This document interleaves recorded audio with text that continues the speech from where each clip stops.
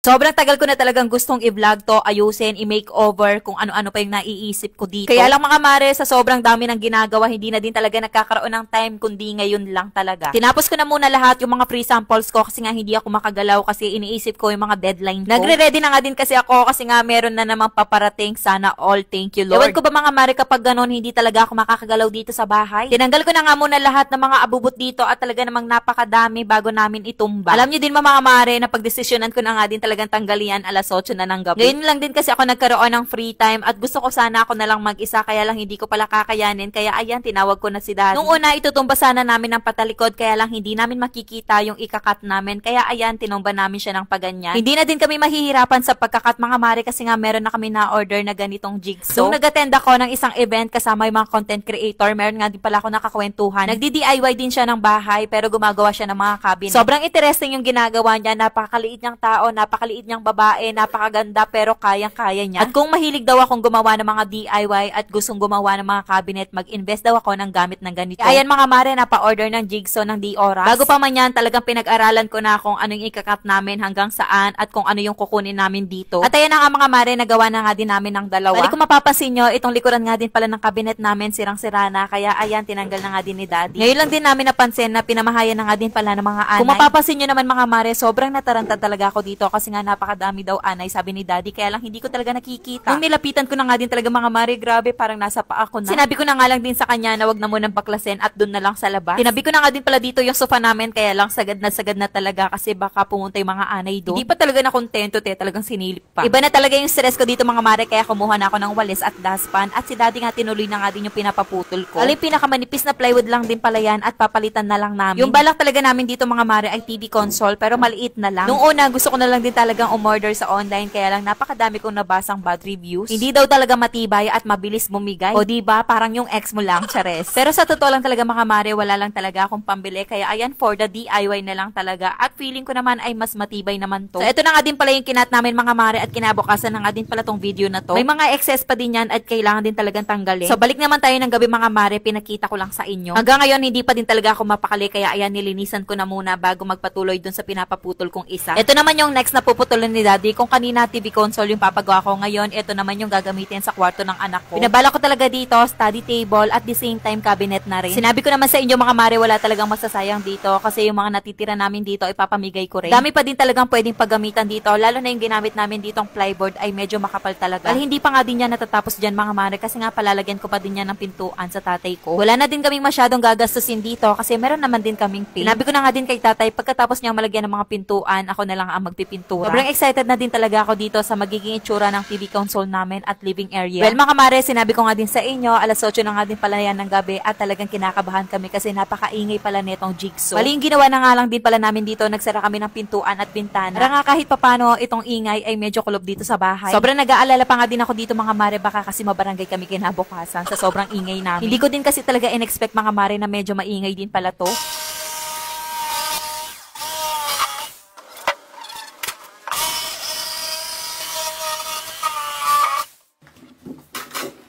Tapos na nga din pala magkatito si Daddy, pumasok na nga din siya sa kwarto at ako nga eto maglilinis na. Yung isang pinutol namin na may anay, hindi ko na nga din talaga pinasok dito, natatakot ako baka pumunta sa kwarto namin. Charis. Sobrang liit nga din kasi ng mga anay, hindi din ako sure kung meron pang natitira, although binaklas na nga din namin sa labas. Naninigurado lang din talaga. Dito nga din pala sa loob ng bahay, ito na lang din talaga yung hindi pa napipinturahan. Nung nag-makeover at nagpintura kasi ako dito sa loob ng sala, minabuti ko na munang hindi itabi yung lalagyan ng mga Hello Kitty ko kasi panigurado matutumba lahat yon, napakadami pa naman. Well mga mare, bilang isang OC na nanay, ayoko talaga matulog na makalat ang bahay. Tapos hanggang ngayon, iniisip ko pa din yung mga anay. Bali lahat ng mga gamit dito, ayan, aalisin ko na muna para malinisan ko talaga ng maayos. Tapos itong cabinet nga din pala na naputulan, nilinisan ko pa nga din yan, nakalimutan ko, nababaklasin nga din pala yan. Nakailang balik na nga din pala ako dito at walis, malala, and vacuum. Tapos ayan na nga yung mga gamit dito, pinasok ko na muna doon para nga hindi talaga nakikita dito at hindi talaga masakit sa mata. Pero hindi ko naman din talaga tinambak doon mga mare, inayos ko naman din. So ito na nga din yung itsura ng bahay namin mga mare pagkatapos ng ilang oras ng paglilinis at umabot pa nga yata ng alas 12 ng gabi. Next naman mga mare, masilya at pintura naman dito at mag-update na lang din ako sa susunod na araw.